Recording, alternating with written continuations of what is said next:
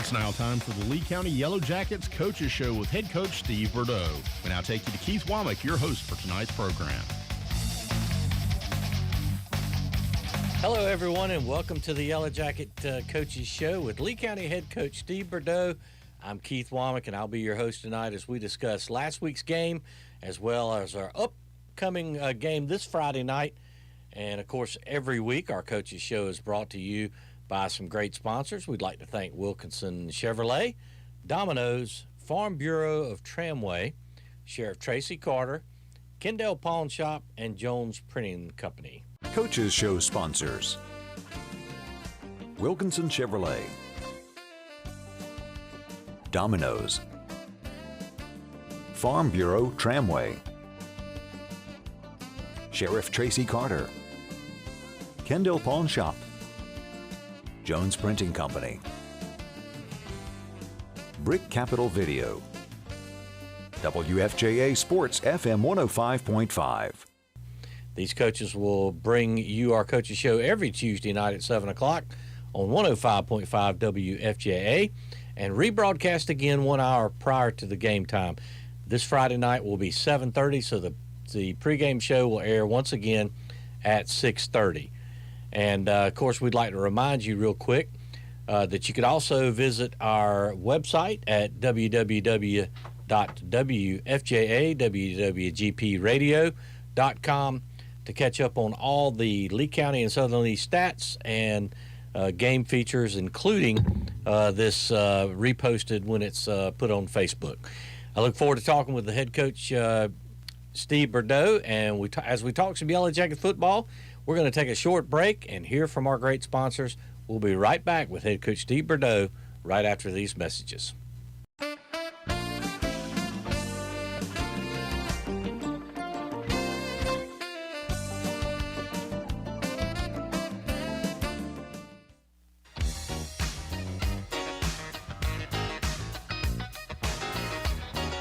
And welcome back to the Lee County Yellowjacket Coaches Show. Here as we get ready for week 2. Of course, Coach, glad to have you here. Coach Steve Bordeaux here with us in the booth. And, Coach, pretty good opening night for the Yellowjackets as they defeat Northwood 62-0. And a lot of great offensive yards put up by the offense. Good running, good passing. Everything worked well, but, boy, was that defense stout. Yeah. Let's talk a little bit about last Friday/Saturday's game against the Northwood Chargers. Yeah, I was really proud how the boys played JV Thursday, varsity on Friday and Saturday on offense and defense. But defensively, we did a really, really good job of reading our blocks and getting into the backfield and making the plays that were there. We focused all the time in practice doing tackling circuit and drills, and we were able to put the guys on the ground and keep them from getting many yards, and actually I think they ended up only with 1 first down. And, Coach, I can't wait till we get to our segment where we kind of get to know some of the Yellowjackets, because we're going to focus on that defensive line tonight. We'll talk about them in just a few minutes, but some of the hardest hits I've seen in a couple of years in that game against Northwood.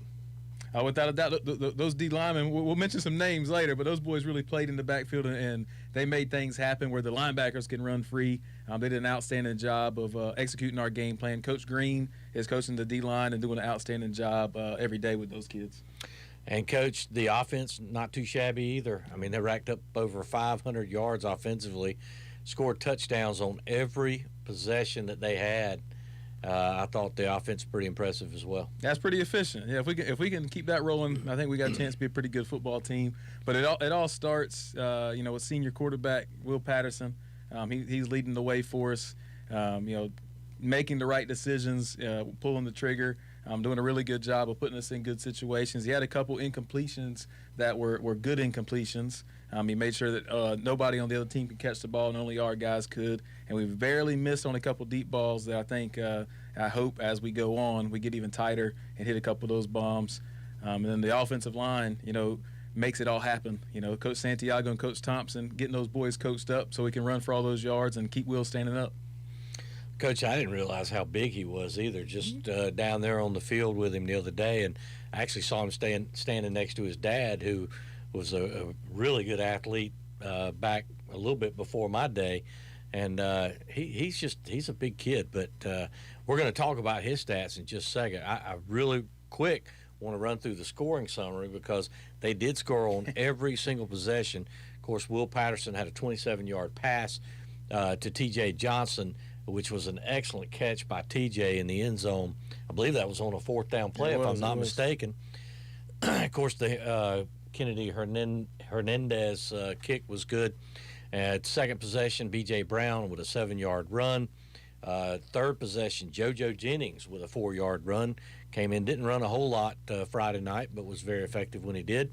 Then, of course, Patterson hooks up with Kenyon Palmer for a 50-yard touchdown pass. And then next possession, a 31-yard pass to Eli Garrison. After that, we had a 12-yard run by T.J. Johnson. We had a 74-yard pass to Tyreek McKendall. I thought a beautiful play. It was really only about a 10-yard pass, but the move that McKendall made to get back to the middle of the field and then just, once he got to the sidelines, really just outran his defenders. I thought an excellent play there.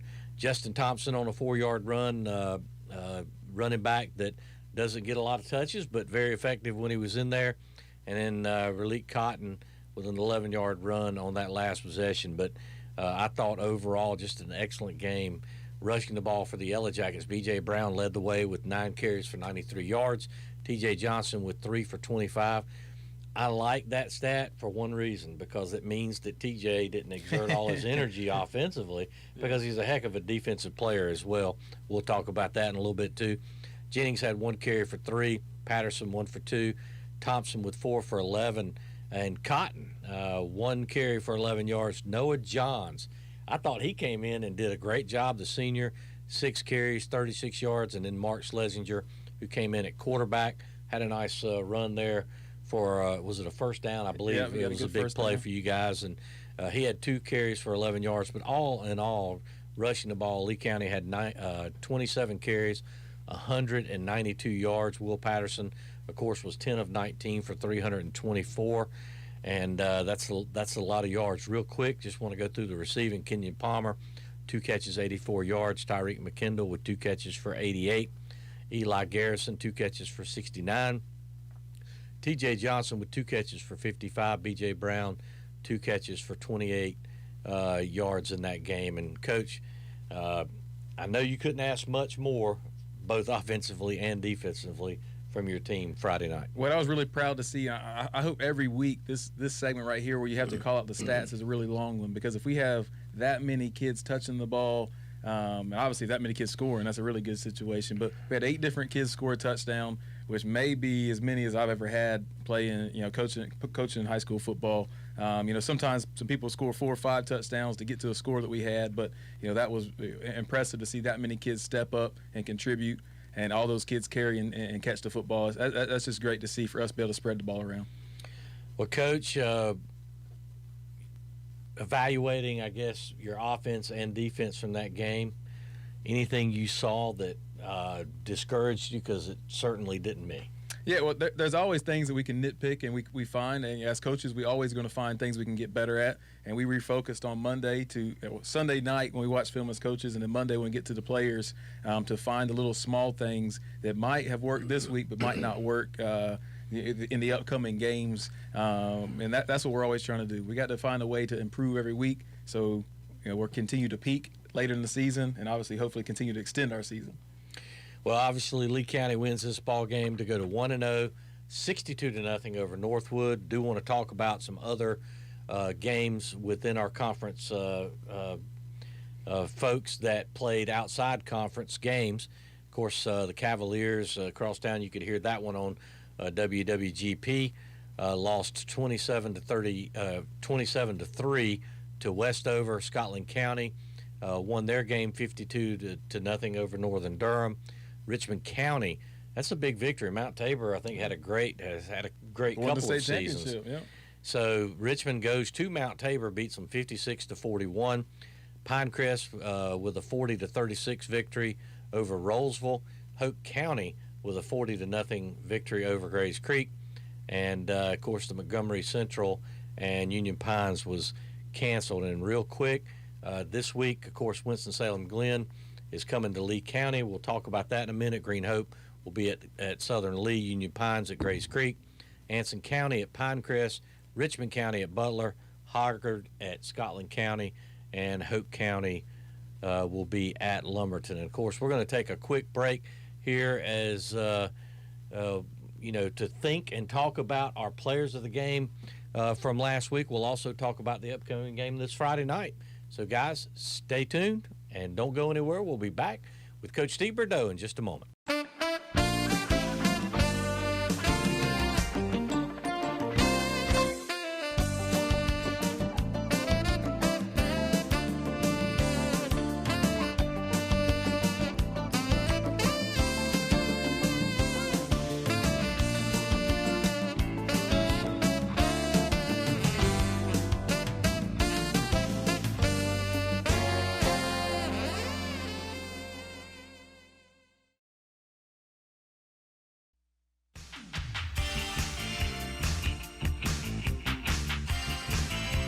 And welcome back again to the Lee County Yellowjacket Coaches Show with head coach Steve Bordeaux. I'm your host, Keith Womack, and of course we've talked about a big victory last week, 62-0 over the Northwood Chargers. And Coach, every time we have a ball game, we like to talk about the outstanding performers, and of course we have a great sponsor in the Norman Financial Group who allows John and I to select the offensive and defensive players of the game.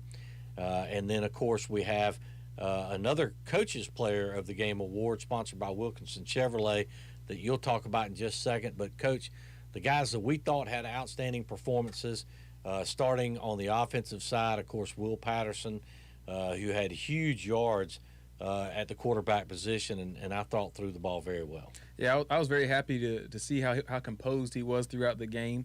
He made some really good decisions. He moved in the pocket a couple times that he had to. We were able to keep the back of his jersey real clean, so that's always a good situation. But it's really proud of how Will continues to develop and take his coaching, and every week, every day in practice, we see him get a little bit better. And, Coach, on the defensive side, one of the guys that we saw make some huge hits, and he's just so tall you can't miss him out there. He's a helmet higher than almost your entire defensive squad.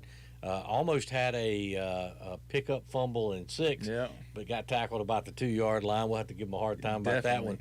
But our defensive player of the game, Landon Johnson. Yeah, Landon did an outstanding job playing 2 different positions for us on the defensive side of the ball, both of them off the edge, and he does he's really tough to block. He's a fast kid. He's really long, and he understands where his role is and where to be. He had a lot of tackles, and like I say, he picked up that fumble. We'll give him a hard time about not getting the 2 yards. Well, of course, we also have our Coach's Player of the Game, as we mentioned earlier, sponsored by Wilkinson Chevrolet. That is picked by the Lee County Yellowjacket coaching staff. Coach, who did you guys pick for your overall Player of the Game? Yeah, so we went with Will Patterson this week, and it was just everything that he's doing for us. He's putting us in really good situations on offense and being a really good leader for us. And he had 324 yards passing, 4 touchdowns, and very, very, very smart incompletions. I say even the incompletions we had, he had the ball where it needed to be. We were just barely off. So I was very proud of how he played, and he's continued to lead us. Well, congratulations to Landon Johnson and to Will Patterson for being our players of the game. Congratulations to Will Patterson for being the Coach's Player of the game. And we certainly hope that those guys do equally as well tonight or Friday night. Definitely. In our next game against Glenn High School. And let's talk about Glenn High School. Coach, we were scheduled to play Overhills because of some of the issues with COVID that's gone rampant around North Carolina. They've been put in quarantine and so they're not able to come. So after a little bit of maneuvering, and you can tell us a little bit more about that, Glenn High School out of actually Kernersville, as I call it, K-Vegas, will be down here to play the Yellowjackets. And, Coach, I'll give you an example for the folks out there that know. When you look at the overall rankings in the state of North Carolina, Lee County, who is a really good team, they're in the 3A classification. I think we're ranked 24th overall. Glenn High School is ranked 6th, and they're a 4A team, so this is going to be one heck of a football game on Friday night at Paul B. Gay Stadium. Yeah, without a doubt. I think this is another one of those type of games that we have to play. We get to play this game, but we have to play this type of caliber of opponent to continue to help us raise our level as a program. Playing teams that we might be able to really, really easily beat is not always a goal. So it just worked out in a perfect situation that we were able to match this thing up, and hopefully we could come out Friday and give something worth watching. Glenn is a fantastic program. They're going to be one of the more athletic teams, if not the most athletic team that we're going to see throughout the year. So I look forward to the matchup. I know it's going to be a heck of a battle. And, Coach, we know they've got a quarterback coming in that's, I guess, will be a senior this year, but threw 1,500 yards in 6 games last year, so we know they can throw it down the field, and a couple of running backs with some nice yardage in their season, their short season last year. Yeah, so for us so far, game planning wise, we haven't really got to the point of all the way looking through it. We really got this thing done within the last 2 hours. So it's been a really quick turnaround. Texting Coach actually through these commercial breaks and trying to get any kind of film exchange and talking a little bit, making sure we have logistics straight. So when I get home tonight, I'm going to get more focused on their players returning this and that, and all our coaches are already probably trying to find some information. But it's an exciting thing. I'm just happy that we're able to find somebody, one, willing to play us because it was very difficult, and two, we were able to have it at home because it's going to be senior night this Friday.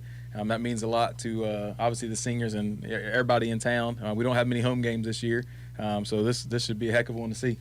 And, Coach, while we're talking about that game, it will be at Paul B. Gay Stadium. Yes, it will be a kickoff of 7:30. 7:30. Pre-game show at 6:30. John and I will come back on live at 7 to take you into the kickoff. But tell our listeners about the game information, because you can't walk up to Paul B. Gay Stadium and hand anybody cash for a ticket. Nope, you need to go on GoFan and look up Lee County. It'll ask you what school you're looking for, and our games are already up there throughout the season. You'll be able to get a ticket there, and it also will show our Thursday JV game. We were able to find a JV game this week too, which I'm just as excited about. We're going to be able to play Pinecrest, and I appreciate Southern Lee High School is actually going to host the game. So both us and Pinecrest have home soccer games. So we were able to find, Southern Lee had an open spot on the field. So we're going to play a home game at Southern Lee on Thursday to let the JV boys play. So we have a really, really great competition week on JV and varsity with very little time to prepare for it. Well, see, I think Duke and Carolina fans, Redskins and Cowboy fans, they can all take a lesson from this. See, rivalries can get along once in a while. But, Coach, we're excited about Glenn High School out of Kernersville coming to town to play. Thinking back, though, I guess with last Friday night / Saturday's game, and then also thinking ahead to Glenn, any surprises out there that you could speak of, things that really stood out to you that you really weren't expecting from some of your players? I think there were a couple kids that maybe we expected as coaches, but people that hadn't really seen how hard they're working and see how hard the time they have committed throughout the summer. But Eli had a really good game. I think that doesn't surprise us, but he had more stats, and a lot of people haven't seen him doing that type of thing. Mark showed up a lot of times and making some plays at safety. Noah came in and ran the ball really well and made some plays at linebacker. And same thing with Ben Ramsberger. Those guys did a really good job of stepping up. Things that we expected, but it might have been surprises to other people. Well, Coach, real quick, in about 30 seconds, let's run through the defensive line for the Yellowjackets. This is our segment where we like to meet the Yellowjackets. Yeah, so Coach Green coaches our defensive line. He's doing a heck of a job getting these boys pointed in the right direction. Landon is a returning starter, playing more on the edge for us. Jeremiah Phillips, Ross Johnson, Braden Kirkland, Harris Wilkinson, Dylan, all these guys playing D-line, and JoJo's playing off the edge some too. So that it's a really good group. They work hard, and they're going to be tested on Friday. Well, there's your defensive line for the Lee County Yellowjackets. We're going to take a short break to hear from our Coaches Show sponsors. We'll be back with more right after these messages. Coaches Show sponsors: Wilkinson Chevrolet, Domino's, Farm Bureau Tramway, Sheriff Tracy Carter, Kendall Pawn Shop, Jones Printing Company, Brick Capital Video, WFJA Sports FM 105.5.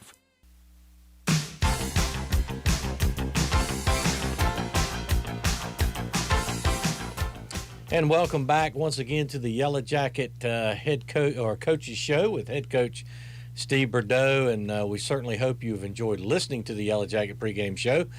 And of course, thank you, Coach, for being here. Yeah, appreciate you having me, and look forward to talking to you guys again after the game.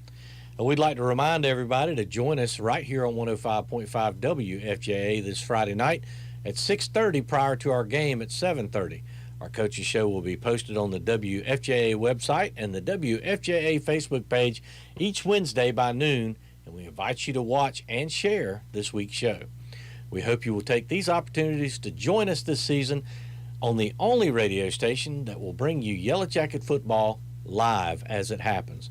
We also remind you to check out the WFJA website, go to sports, then to high school football, and you will see a choice of pages to include our results, with complete game articles posted by midnight after each game.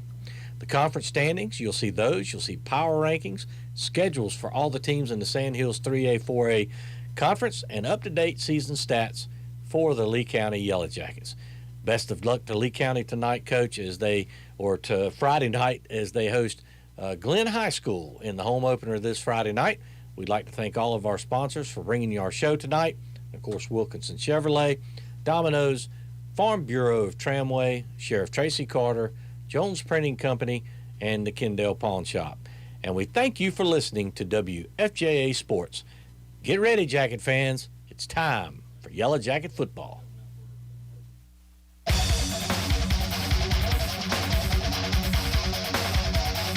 You've been listening to the Lee County Yellow Jackets Coaches Show with head coach Steve Bordeaux and show host Keith Womack. On behalf of all the Coaches Show sponsors, we thank you for listening to tonight's program. This has been a production of WFJA and WWGP Sports.